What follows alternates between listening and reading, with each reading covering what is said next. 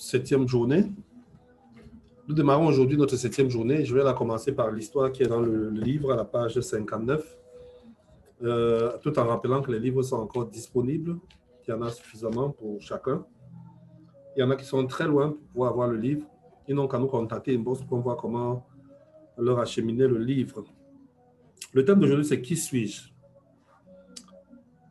Ça, c'est Jésus qui dit. Et vous, leur dit-il, qui dites-vous que je suis? Matthieu 16, le verset 15.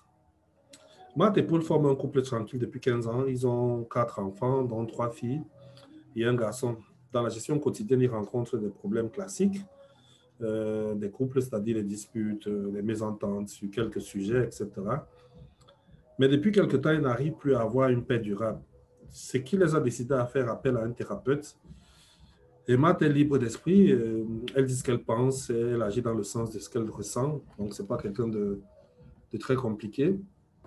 Et en plus de ça, elle est un peu... elle démarre au quart de tour, alors que Paul, lui, il est méthodique, il parle peu, en fait, il se limite à ce qui est essentiel. Et finalement, il y a 3 ans, ils viennent me rencontrer. Et c'est à cette rencontre que je fais les constats là. Quand chacun des deux parle, tu comprends que la difficulté qu'ils ont, chacun pense que le manquement vient de l'autre. C'est-à-dire que c'est à cause de l'autre qu'il y a un problème dans le couple. Et chacun pense que si l'un s'améliorait, ou si les deux s'amélioraient, les choses iraient mieux. Et c'est ce que nous proclamons assez souvent, que si chacun s'améliore, les choses iront mieux. Mais c'est une vérité qui est partielle, et on verra ça aujourd'hui, que dans une relation conjugale, il ne suffit pas que chacun s'améliore pour que tout marche. On trouvera même des couples où chacun est bien, mais ça ne marche pas pour autant. Et c'est pour ça que ceux qui sont les partisans de cette thérapie-là ont souvent beaucoup de limites dans leur accompagnement des gens. Alors, quand on regarde l'histoire de Marthe et Paul, on va voir que dans une relation conjugale, je les prends comme un exemple classique, chacun a souvent plus de facilité à décrire les manquements de l'autre et assez souvent, les gens ne se connaissent même pas eux-mêmes. C'est-à-dire que si tu lui demandes qui tu es, quelles sont tes forces, tes faiblesses, assez souvent, les gens ne se connaissent pas en termes de forces et faiblesses. Et je rends grâce à Dieu pour ceux qui se connaissent parce qu'eux, ils sont plus efficaces quand ils connaissent leurs défauts, leurs manquements. Et il y a une tendance naturelle à limiter les difficultés de couple au manquement de l'autre. C'est-à-dire que nous qui sommes dans la thérapie de couple, assez souvent quand quelqu'un vient parler de son couple, ce qui ne marche pas, c'est toujours de l'autre.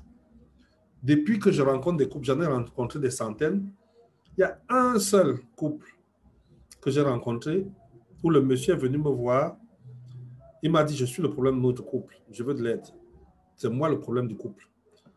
En dehors de lui, je n'ai pas rencontré des personnes qui viennent en disant, j'ai des manquements et je pense qu'on peut travailler pour moi.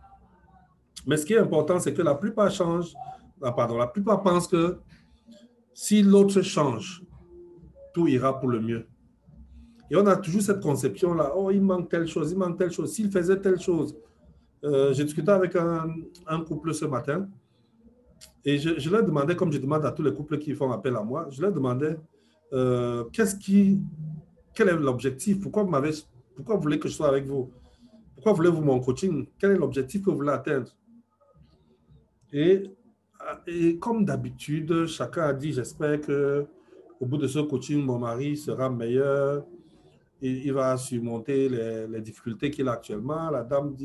Le monsieur dit, j'espère qu'au bout de ce coaching, Dieu va agir dans notre couple dans le sens de faire de mon épouse la meilleure personne que je puisse avoir dans ma vie. Et donc, c'est toujours une histoire de c'est toi le problème, c'est moi le problème. Et donc, le mariage, pour beaucoup, se limite à toi et à moi. Et vous allez vous dire, mais qu'est-ce que Roger va nous expliquer encore aujourd'hui? Qu'est-ce qu'il va nous vendre encore aujourd'hui comme enseignement? Non, je veux que vous reteniez ça. Parce que si durant tout le bavardage sur qui suis-je, vous n'avez rien retenu, retenez au moins cela. que le mariage, ce n'est pas seulement toi et moi. C'est une erreur de penser que votre mariage se limite à toi et moi. Le mariage, c'est aussi le nous. Parce que toi et moi, nous créons un nous. Toi et moi, nous pouvons être efficaces et le nous est faible. Et c'est pour ça qu'il faut toujours se poser la question de comment nous déterminons notre nous. C'est quoi le nous? Je suis fort, tu es forte, mais c'est quoi le nous? Et quelle est comment on va dire ça? La rigidité de ce nous-là, quelle est la force de nous par rapport à toi et à moi?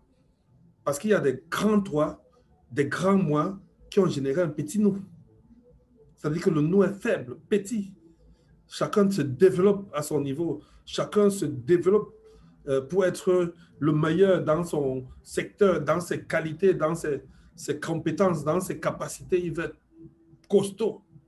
Sauf que c'est bien d'être costaud, mais sauf que, comme je dis, le nous, lui, en retour, il n'y a pas un travail qui est fait pour le fortifier. Il n'y a aucun travail qui est fait pour que notre nous donne. J'ai vu des couples de personnes compétentes individuellement, mais qui avaient du mal à générer un nous, qui avaient du mal à être ensemble. Ensemble, c'était le choc tout le temps. Pourtant, chacun de son côté était quelque chose ou quelqu'un de puissant.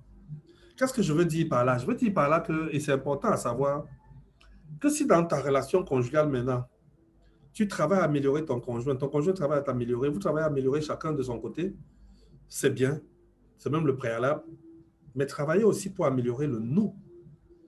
Moi, je m'améliore, toi, tu t'améliores, mais si ça n'impacte pas les nous, il faut comprendre qu'il y a quelque chose qui ne va pas. Et c'est certainement un manquement qu'il y a quelque part qui empêche que toi et moi, nous formons un nous qui marche. Toi et moi, nous formons un nous. Mais quelle est la valeur de ce nous-là? Et aujourd'hui, parlant de qui suis-je, je voulais qu'on s'appesantisse beaucoup plus sur les manquements. Pas les manquements individuels, mais nous voulons voir le manquement du nous. Qu'est-ce qui fait que notre nous ne soit pas fort? Parce que si votre nous est fort, votre toi et votre moi va profiter de la force du nous, de la puissance du nous. Le nous va tirer les deux, chacun. Allons définir le manquement comme l'action de manquer à un devoir, à une loi ou à une règle. Et c'est pour cela que je me suis dit, moi, je ne vais pas entrer dans les grandes doctrines du manquement, les grandes définitions du manquement. Moi, il y a une seule chose qui m'intéresse pour le chapitre 6, le chapitre 7, c'est la règle. Parce qu'on dit que le manquement, c'est l'action de manquer à une règle. C'est vrai, on a dit à un devoir, à une loi, à une règle. Et moi, je voulais m'arrêter sur les règles. Nous avons beaucoup dit que le mariage, ce n'est pas seulement toi et moi, mais il faut ajouter à notre mariage un ensemble de règles. Toi, moi, plus un ensemble de règles. Et c'est cet ensemble de règles-là qui donne la force au nous. Toi, moi, nous, plus des règles. Les règles qui permettent que le nous fonctionne sans problème. Et j'ai trouvé 4 catégories de règles qui peuvent être implémentées pour que le nous soit plus efficace. J'ai trouvé des règles qui sont dites, qu'on va dire, personnelles. Ensuite, on va trouver des règles qui sont, on va dire, liées aux responsabilités conjugales selon Dieu. On va trouver aussi des règles qui sont liées à la loi, au principe de la loi. Et enfin, des règles qui sont liées aux engagements personnels des uns et des autres. Vous vous souvenez, à la mairie, les gens prennent des engagements personnels. Et donc, nous allons voir ces engagements-là, ces différentes règles-là, et voir comment ça impacte le couple, comment ça impacte la famille, comment ça impacte, en fait, le nous. Premier type de règle, qui vient de Matthieu 7, le verset 3, où Jésus dit, il parle de la paille qui est dans l'œil de l'autre. C'est les manquements que j'appelle les manquements personnels qui sont liés à sa propre personne. Je suis en train d'aller vers le nous, nous sommes en train de bâtir nous, mais il y a mes propres manquements. Au lieu que j'aille regarder la paille qui est dans l'œil de l'autre, que je regarde d'abord à moi-même, que je regarde d'abord à mes propres manquements, les manquements liés à ma propre personne. Quand on se marie, on ne se marie pas forcément pour la même raison. Si vous interrogez votre conjoint, vous allez découvrir qu'il vous a épousé pour telle raison, pendant que vous êtes entré dans le mariage pour telle raison. Il y en a qui se marient parce qu'ils ont besoin de commencer à cheminer avec quelqu'un dans un projet qu'ils veulent réaliser. Il y en a qui se marient parce qu'ils sont fatigués de vivre dans le célibat. Il y en a qui vont se marier parce que pour eux, le sexe est quelque chose d'important et ils ne veulent pas sombrer dans l'impudicité, donc il faut qu'ils se marient. Et deux personnes avec des raisons différentes vont se marier et vont entrer dans le mariage avec des raisons différentes. Ce qui va créer donc le fait que, ayant des raisons différentes, il a aussi des standards personnels qui sont différents. Et c'est pour cela qu'il doit travailler à être d'abord réaliste, dans le sens de réaliser ses propres standards, qui sont, puisque nous parlons aujourd'hui à un public qui est supposé être un public chrétien, donc on imagine que les standards chrétiens, les standards individuels sont forcément des standards chrétiens. Les manquements peuvent être liés à mes propres standards. C'est-à-dire que je me suis dit que dans ma vie, je ferais ci, je ne ferai jamais ci, telle chose n'arrive pas à moi. Je me suis dit, j'ai tel objectif que je dois réaliser dans ma vie, dans mon mariage, et puis me rendre compte que je n'arrive pas à atteindre ces objectifs et ces standards. Et donc, ça génère un manquement, parce qu'en réalité, dès l'instant où quelqu'un abandonne ses standards, du coup, il a des difficultés personnelles. Le fait d'abandonner ses standards vont générer une espèce de frustration personnelle qui fait que la personne ne sera pas un bon parti ou aura des difficultés à être un bon parti dans le nous. Et c'est important de dire que dès qu'il abandonne ses standards, ça aura une incidence sur la famille. Il devient quelqu'un qui travaille au minimum. Or, le mariage a besoin de la meilleure version de chacun de vous. Ce n'est pas parce que j'ai dit que le nous a quelque chose de spécifique que chacun de vous apporte qu'on va y entrer n'importe comment. Donc, chaque conjoint a besoin de travailler à ses propres manquements personnels. Et dans ce cadre-là, la vie de l'autre peut être un bon soutien. C'est-à-dire que le fait que l'autre te donne un avis sur tes standards qu'il connaît et te soutient dans tes standards qu'il connaît, sans être dans la critique, mais dans la construction, pour t'aider à améliorer tes standards, là, il peut entrer dans le traitement des manquements qui sont personnels. Mais sinon, otherwise, on doit te laisser traiter toi-même tes propres manquements. Parce que certains manquements, le conjoint peut ne même pas être au courant, parce que c'est des choses que tu vis, c'est des choses que tu as projetées et tu n'as jamais rien dit à personne. Mais intérieurement, tu vis des choses et tu as besoin de ton conjoint, de travailler personnellement pour avancer là-dedans. Vous avez dû remarquer que certaines personnes, lors des mariages, de manière publique, font des vœux importants sur leur mariage, des vœux personnels ou des vœux communs. Ça, c'était la première sorte de manquement qu'on peut trouver dans une relation conjugale, qui sont appelés les manquements liés à sa propre personne. Maintenant, la deuxième catégorie de manquements, c'est les manquements liés aux responsabilités du mariage selon Dieu. C'est-à-dire que Dieu a institué un certain nombre de responsabilités pour le mariage. Où en êtes-vous par rapport à ces responsabilités-là? Si vous avez besoin de lecture pour entendre parler des responsabilités liées au mariage, lisez 1 Corinthiens 7, l'apôtre Paul il en parle aussi aux Éphésiens dans Éphésiens 5. Il dit par exemple que l'homme doit aimer sa femme. Et dans l'amour que l'homme apporte à sa femme, il y ajoute tous les corollaires, c'est-à-dire que ce n'est pas seulement un amour sentimental, bien qu'il faut aussi l'amour sentimental. C'est un amour qui assiste, c'est l'amour qui soutient, qui protège, c'est un amour qui pourvoit. Vraiment, il doit aimer avec tous les corollaires que l'amour peut apporter dans une relation. Il dit que la femme doit respecter son mari et se soumettre à lui. Et doit même travailler à ce que son mari aussi réussisse, puisqu'elle est l'aide qui est à côté de lui. Donc, chaque conjoint est mis au défi au niveau des responsabilités selon Dieu. Chaque conjoint est mis au défi de faire sa part sans interroger l'autre sur la manière dont il fait la sienne, sauf si c'est pour l'assister et sauf s'il demande à être assisté. Parce que monsieur, dans ses responsabilités d'aimer sa femme, peut interroger sa femme sur la manière dont elle reçoit l'amour qu'il lui donne. Madame peut interroger son mari sur la manière dont il conçoit le respect.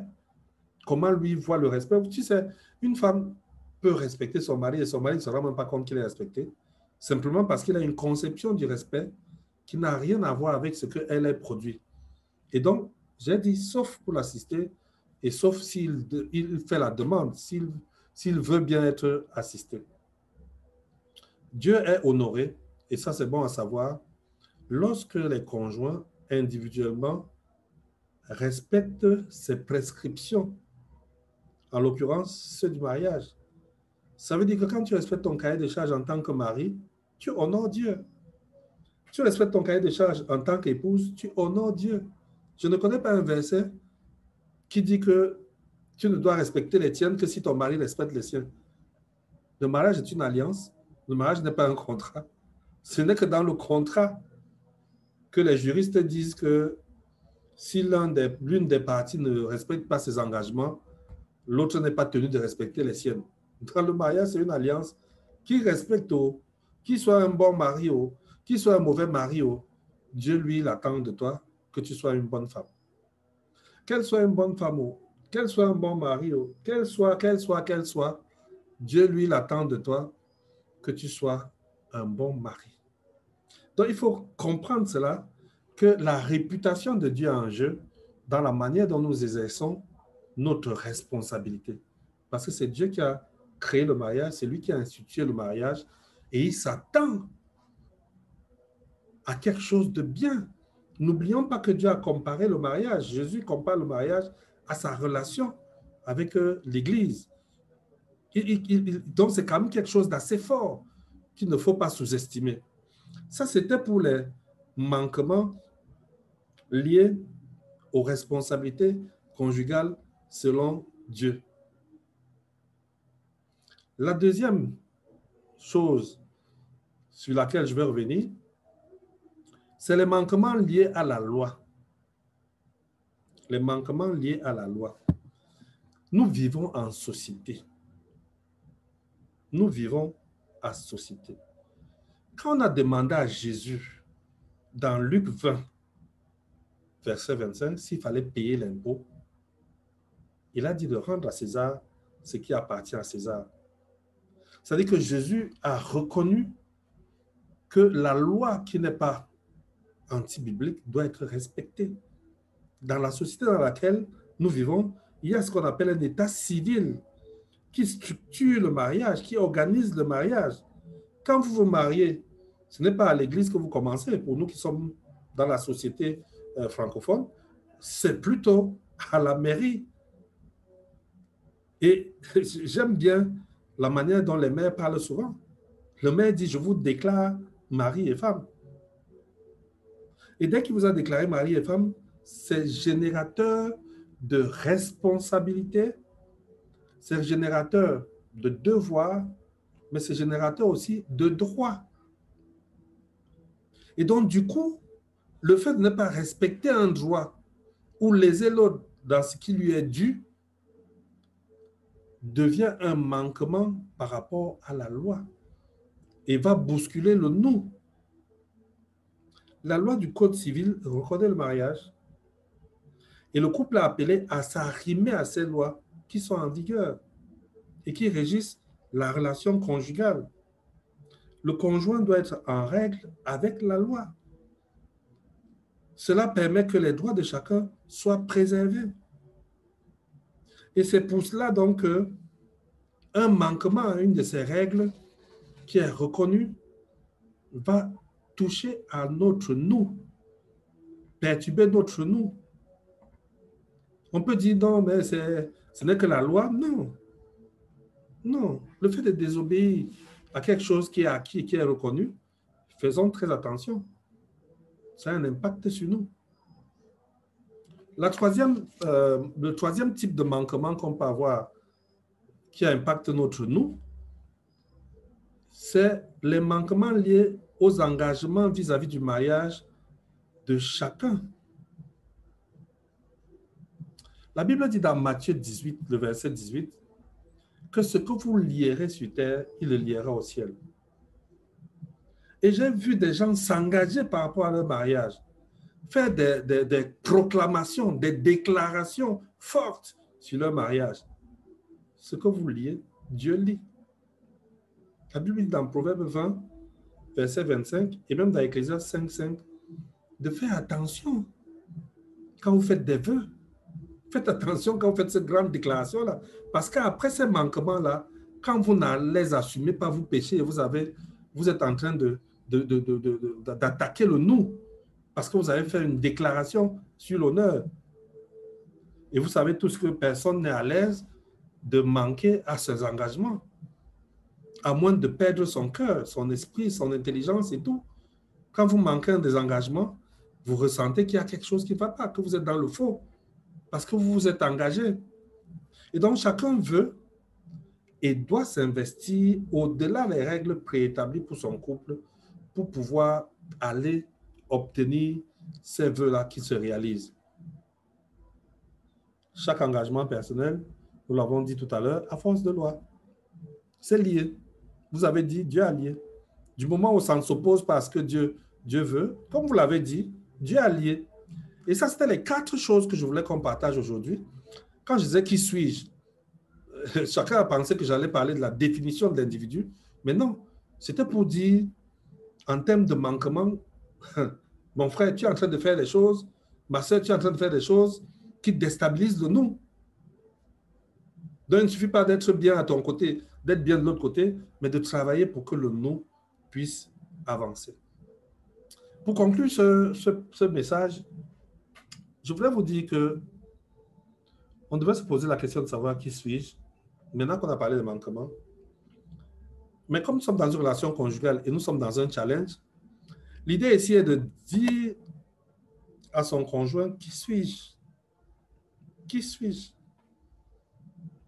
Pas qu'est-ce que les gens disent que je suis, ce serait intéressant de le savoir, mais toi, tu dis que quoi à mon sujet?